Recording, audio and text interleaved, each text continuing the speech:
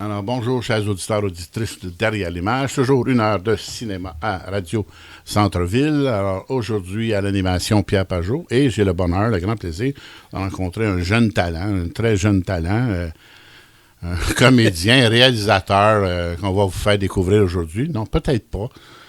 Il s'appelle Robin Aubert. Bonjour. Bonjour, Robin. Salut, Pierre, ça va? Hey, Maxime, salut. Enchanté. et Maxime aussi à la technique qui va intervenir. Maxime aussi a vu le film qui s'appelle Tu ne sauras jamais et qui est le 5e, c'est ça? 6e. 6e? Ouais. Il y en a un qui est moins connu, hein? Ça s'appelle... À quelle heure le train pour nulle part? À quelle heure le train pour nulle part? Inde. Il va sortir prochainement sur vos écrans, comme dirait Desjardins. Yeah. Non, mais oui, c'est un film plus indépendant. Ouais, mais... Il s'est promené quand même, mais ouais, il est moins connu peut-être que les mais autres. vous savez, donc Robin est toujours quelqu'un qui fait un cinéma un peu... différent, un peu radical. Enfin, ça dépend. Saint-Martyr-des-Damnés, le premier, c'était déjà plus populaire, guillemets. Ouais, film de genre, genre. science-fiction, Mais- mélange western, un peu Ouais, plein. ouais. Tu sais, les premiers films que tu mets toutes, là, c'est comme oui, une c'est maelstrom connu. de... Ben oui, mais tous les cinéastes, leur premier film, souvent une partie autobiographique. Tu sais, les 400 coups, là, Truffaut et Tommy, c'est bon. Donc, évidemment. Les affamés aussi, tu étais dans le genre zombie, tu étais quand même plus accessible. Mais d'autres fois, tu fais des films très personnels et donc... Ouais, ça dépend. tout- Comme à l'origine d'un cri, c'était plus personnel, effectivement, Oui, oui, ah sur oui. ma famille. Ah, ta famille, ben oui. C'est ça. Ah, Puis, c'était beau. mais j'aime ça, moi, varier puis essayer des affaires parce que c'est... Le cinéma, c'est le plus beau laboratoire qui existe. C'est un langage ouvert, mon ami. Oui, parce que, en art, là, je trouve, là, parce que tu peux travailler autant le son, la musique, l'image, le jeu. Il y a plein d'affaires à explorer dans le cinéma qui me fascinent. Puis quand tu interprètes ou quand tu prends le cinéma comme si c'était quelque chose d'étranger, à chaque fois, tu as tout à apprendre. Là. J'aime ça, tu sais, toujours risquer des affaires ou être sur le bord de la falaise, puis au risque de se tromper puis de faire des erreurs, parce qu'on t'en fait à chaque film. Mais il y a de quoi d'intéressant là-dedans dans l'apprentissage de ce métier-là que de tenter à tout prix de vouloir prouver que t'es donc bon et tu dois donc une maîtrise. Un grand public va t'aimer, puis blablabla. Ben ça, tu veux toujours être aimé à quelque part. Oui, on veut un être peu. aimé, Tu veux c'est être, tu veux essayer d'être accessible, mais en même temps, des fois, j'entends parler le monde dire hey, mon public, moi, je ne sais pas c'est qui. Je change tellement de genre que je sais. Tu sais, tu ne sauras jamais, c'est probablement pas le même public que les affamés. Là. Non. Fait Non, ça, on se comprend bien là-dessus. Mais moi, je suis Robin. curieux de savoir, justement, tu parles d'exploration un peu au niveau du son, de la direction photo, de la mise en scène, peu importe. Qu'est-ce qui t'a amené vers ce projet-là? Est-ce que c'était plus une idée de son ou ne serait-ce juste l'histoire que tu mets en scène? Veux pas, je pense qu'elle est assez porteuse. Mais lequel des éléments t'a un peu fait cliquer sur cette histoire-là? Ben, faut remettre en contexte qu'on était dans le début de la pandémie, donc confinés. On avait la chance, ma blonde, les enfants puis moi, d'être à la campagne. Puis, on assistait à tous les jours à une espèce de, je vais dire un gros mot, une tuerie, mais une espèce de... C'est comme si des pions tombaient à tous les jours. Aujourd'hui, il y a 304 personnes qui sont tombées dans CHSLD. C'était comme des personnages anonymes sans nom. Et il y avait une forme, je pense que ça vient, la genèse, d'une forme d'impuissance. Puis aussi, le fait qu'on soit arrêté aussi, ça a été, est-ce qu'on peut faire quelque chose d'un point de vue créatif avec ça?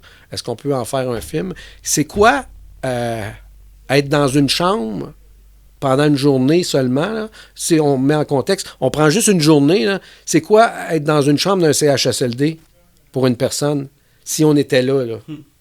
Et donc, le défi, c'était d'essayer, avec la co-scénariste Julie Roy, de chorégraphier le temps, de chorégraphier Le temps. l'ennui, la lumière. Parce que quand t'attends quoi?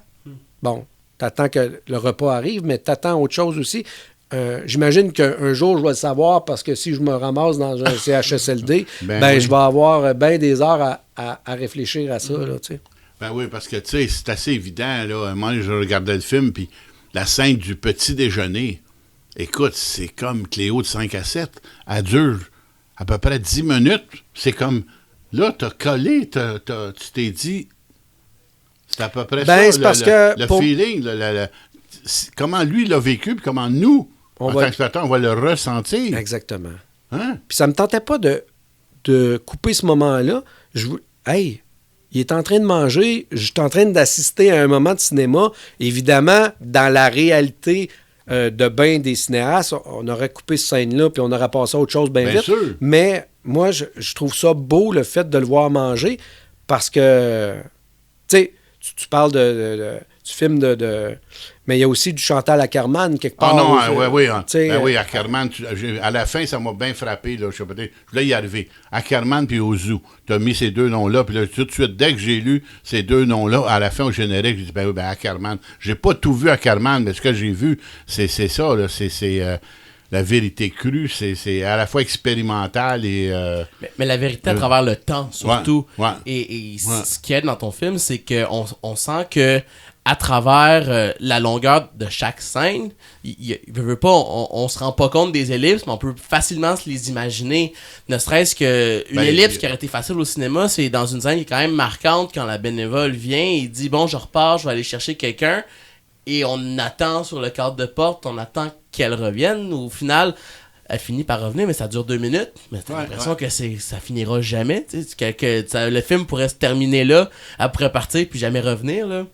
Ça, effectivement. En fait, il y a le terme longueur que tu emploies, puis il y a le terme lenteur. Puis je pense que dans la vie, c'est la longueur. Dans le cinéma, c'est la lenteur. Ce qui nous ramène au... ils appellent ça en anglais le slow cinéma ou le cinéma contemplatif. Je m'aperçois que je suis un grand fan du cinéma contemplatif parce que ça va tellement vite présentement dans tout ce qu'on voit, que ce soit sur Insta ou TikTok. Il y a de quoi de particulièrement intéressant et envoûtant quand tu te mets à filmer un visage longtemps de la même personne. Ben oui. Entre autres, Martineau qui fait le personnage de M. Vincent. Il y a de quoi qui se passe.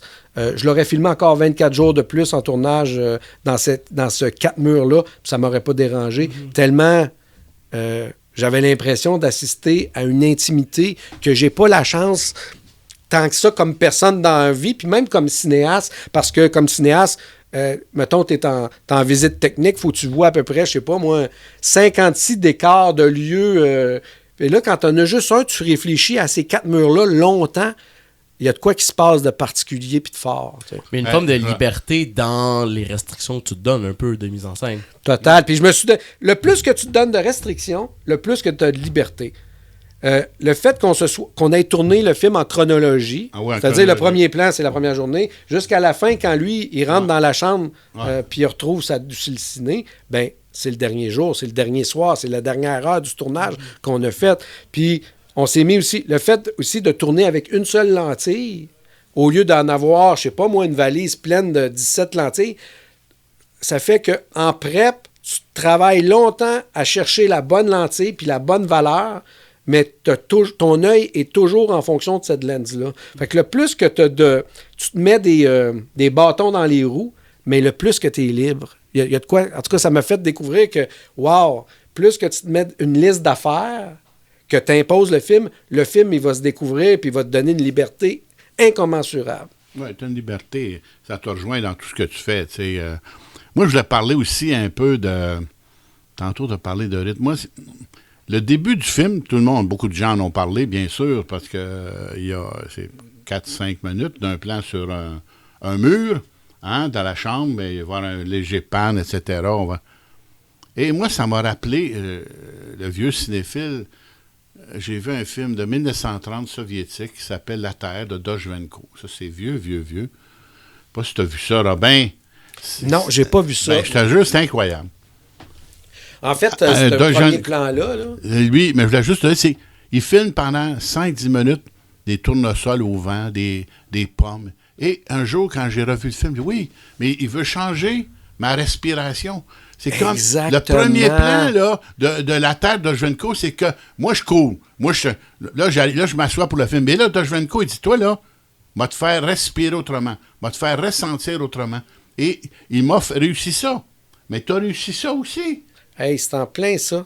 Tu vois, c'est difficile à faire expliquer aux gens. Tu sais, puis il y en a plusieurs qui m'ont dit, ben, tu devrais l'enlever.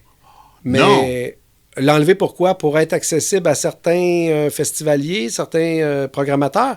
Hey, moi, dans 20 ans, je vais être encore content de l'avoir laissé là, ce plan-là. Bien sûr. Puis, c'est pas anodin que tu parles de cinéaste-là, parce que, à quelque part aussi, ce film-là, c'est un hommage au cinéma caché. Puis ce plan-là, c'est un hommage à Bellator. Ah oui, Bellator. Ben oui. Ben Avec oui. Damnation, le plan des gondoles qui Oui. recule. C'est juste que au lieu que ce soit des gondoles, c'est un mur. C'est un mur de quoi? De CHSLD. C'est un mur d'une personne que vous allez voir longtemps. Habituez-vous à ces 4 murs-là. Là. Puis, je vous laisse aussi la chance de partir. Vous avez le temps. Puis c'est plus que 5 minutes. Le monde dit 5 minutes, mais ça dure plus longtemps parce que le plan continue. Oui, tu es rendu au moins à la 6e minute quand tout à coup, tu as un léger plan qui arrive avec le triangle. Oui, c'est ça. Ouais, mais le plan continue. Il n'y a toujours pas de coupe. Là. Je pense qu'il commence à couper à 11 minutes. Mais, bon, tranquillement, tu découvres que... Puis, oui, c'est un plan de mur qui se passe rien, mais tu entends respirer. La lumière change sur le mur. Puis, la caméra bouge constamment. Elle apparaît pas, mais elle recule. Puis... c'est pas tout le monde qui est capable. J'ai un bon chef machinot là, de faire un dolly back si lent que ça. Ça prend toute une dextérité. Puis ça, ça a été mon clin d'œil à Bellator, ce plan. Ackerman, Tar, Ozu, c'est tous... Hitchcock, même quand il sort de la chambre, à partir du moment qu'il sort de la chambre, c'est un autre film. On est dans le thriller Hitchcockien. C'est ça, je me demandais, on n'a jamais trop le droit de parler là, des fins de film, là, c'est comme un règlement. Moi, mais ça me dérange pas partout. Non, en tout cas, parce que... Mais il y a quelque chose de tellement... On est en compagnie de Robin Aubert pour parler du film, faut toujours, oublie jamais de dire ça, tu ne sauras jamais. Mais aussi, il y a un plan incroyable, lorsqu'il va quitter l'ascenseur et qu'il y a un travelling latéral sur une suite de chambres. Là, moi, là, j'ai figé et je me suis demandé, même, c'est quoi? T'avais-tu un chronomètre? C'était comment? Un sablier? C'est comment? Le rythme est parfait. C'est comme... faut que ça soit ça. Pas plus vite, pas plus lent. C'est comme... En fait, c'est le couloir qui a donné ce beat-là. Puis c'est pas anodin que tu parles de ce plan-là aussi, parce qu'il y a peut-être inconsciemment aussi du Bellator là, dans la mesure où, encore une fois, pour revenir au slow cinéma ou au cinéma contemplatif, le cinéaste que tu parles, que je dois aller tout de suite aller voir en arrivant à la maison, Benenko. Dojvenko, c'est un Ukrainien. Le film s'appelle La Terre. C'est d'une beauté absolue. L'Union soviétique était tellement en retard technologiquement qu'ils ont fait un film muet encore en 1930, mais ça a béni l'histoire du cinéma d'un grand film. Bon, je coupe. Non, mais tu vois, moi, je trouve que tu viens... En fait, c'est le respire du film.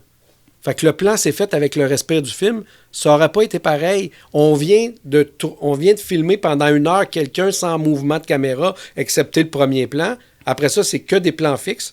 Tu sais, on parlait tantôt d'avoir une espèce de charte pour chaque film, des lois. Moi, ma loi, c'était, à part le premier plan, dans la chambre, j'ai une lens, puis je peux pas bouger. C'est des plans fixes. Je dois choisir mes plans puis y penser en fonction de ce que je veux raconter comme histoire. Une fois qu'il sort de la chambre, là, on est dans un autre... Ben oui, là on est dans du Hitchcockien. La caméra, mais non, tu suis le personnage. Bon, oui, là, mais je pense que c'est... je trouve que dans le travelling que tu parles à la fin puis qu'on voit ces gens-là attendre la mort,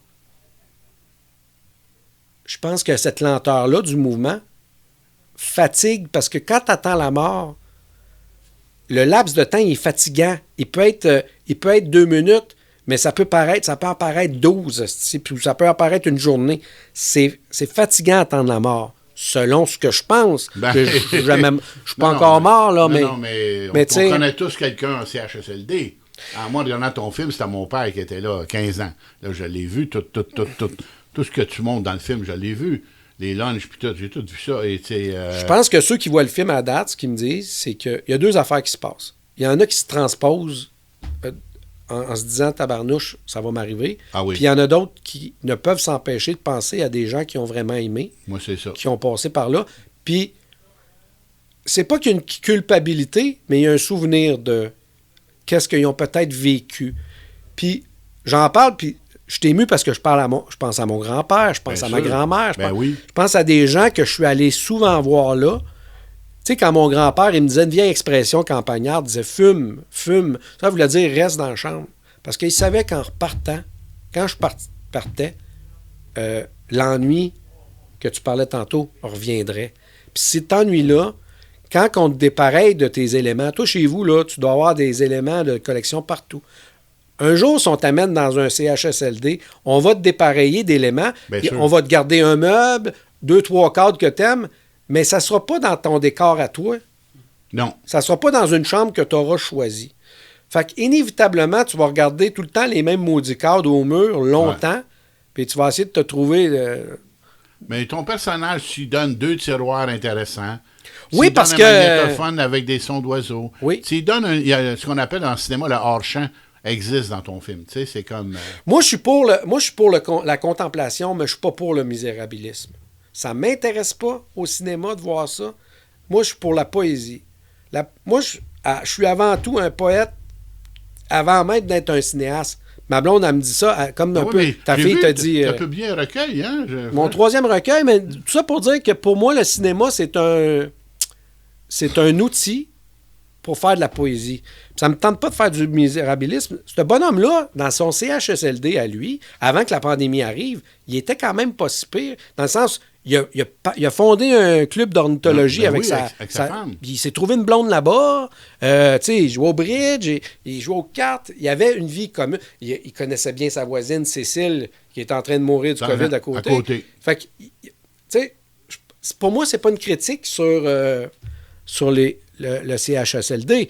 C'est une histoire d'amour d'un bonhomme qui veut retrouver sa blonde avant qu'elle meure. Mais, inévitablement, quand tu mets ton contexte du CHSLD dedans, bien là, c'est sûr que la mise en contexte fait en sorte que tu n'as pas le choix d'avoir un point de vue social ou politique. Bien sûr. Ça fait partie de la game. Non, une couche pleine, c'est une couche pleine, Calis. Il faut que quelqu'un la change. Celle-là, mais celle-là était forte. Elle était forte. C'est aussi l'idée un peu d'enlever plus d'éléments pour qu'au final, on peut toucher un peu à tout. On peut toucher aux côtés, on peut avoir une certaine forme d'empathie envers ce qui s'est passé à travers la COVID, mais aussi une empathie à travers le CHSLD, à travers le vieillissement, mais aussi à travers la mémoire, le souvenir. Il y a tous ces éléments-là qui te permettent finalement, simplement en changeant un plan, en passant en 2 minutes, et après ça, on voit un insert, et après ça, l'imaginaire éclate, et on ressent cette empathie-là pour ce personnage-là que tu m'enseignes. Ouais. Ben, je pense que ce que tu dis, c'est à cause du fait... Ça l'aide, le fait qu'il soit non-acteur, Martin, oui, c'est ça, fait en sorte qu'on se transpose, on se dit ça peut être n'importe qui. Mm-hmm. Si on avait mis, puis je cite souvent des noms d'acteurs connus comme Rémi Gérard, que j'adore comme acteur parce que c'est un de nos meilleurs acteurs, sinon le meilleur. Oui. Mais le monde aurait sorti, puis il aurait fait quelle performance. Oui, puis à quel film il nous fait penser. Ah oui, il était de même dans le film d'Éric Tessier. Ben oui.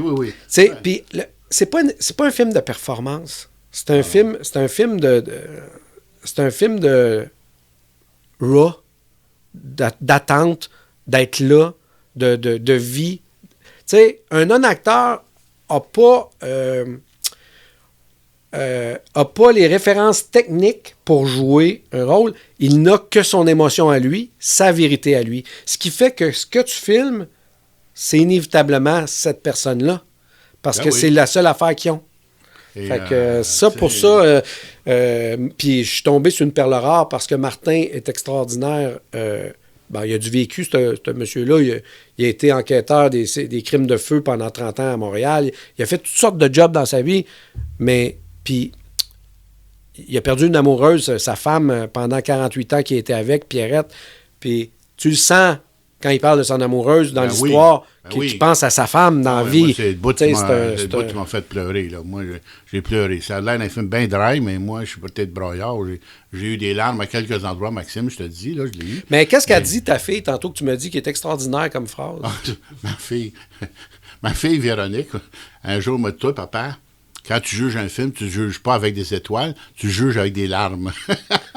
Et il y avait une partie de vrai, parce que, tu sais, ça m'arrive d'accepter...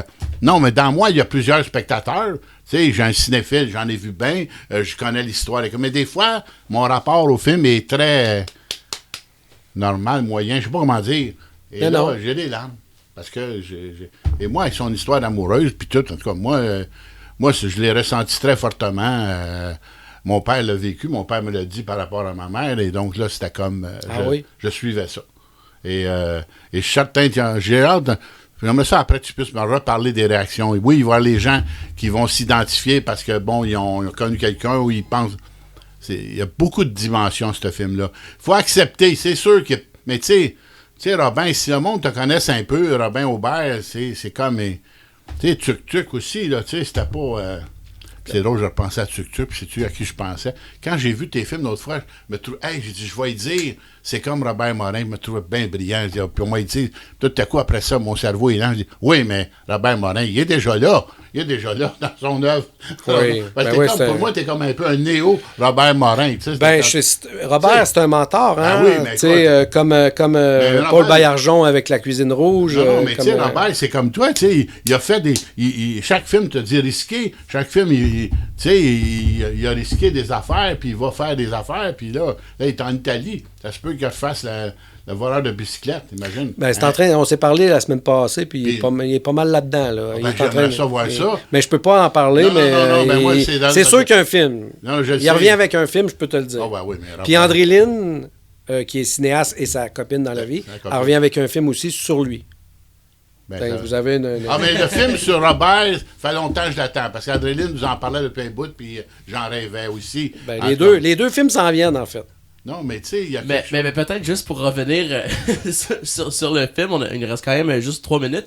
En fait, c'est quand s'est faite la rencontre justement avec ton comédien, et est-ce que c'est justement, tu parlais beaucoup de son passé à lui, est-ce que ça a été des conversations avec lui qui t'ont amené à tilter un peu le personnage vers cette version-là, ou c'était déjà un peu juste un addon de la vie qui... C'est un addon de la vie parce que, bizarrement, le personnage de M. Vincent ressemble à M. No, puis je te dirais qu'on a beaucoup d'affinités, Martin No, l'acteur, avec Robin Aubert dans la vie, parce qu'on aime la chasse, la pêche, on se parle de jardinage. Encore un matin, on avait une entrevue, puis on parlait de nos semis. Il y a beaucoup de références, puis inconsciemment, en écrivant, tu mets une partie de toi de tu sais, le fait qu'à un moment donné, il écoute les oiseaux. Oui. Son rapport aux oiseaux, à la nature est très fort. Les oiseaux sont très forts dans l'histoire aussi. Il y a un symbole là-dedans. Puis je te dirais qu'on n'a pas changé le scénario. C'est peut-être la fois où je m'en suis tenu le plus possible à... Le scénario ressemble beaucoup au film. Fait que le premier plan était même écrit tel que tel dans le scénario. Ce que Martin a apporté au film, c'est l'humanité qui peut-être se sentait pas autant dans le scénario.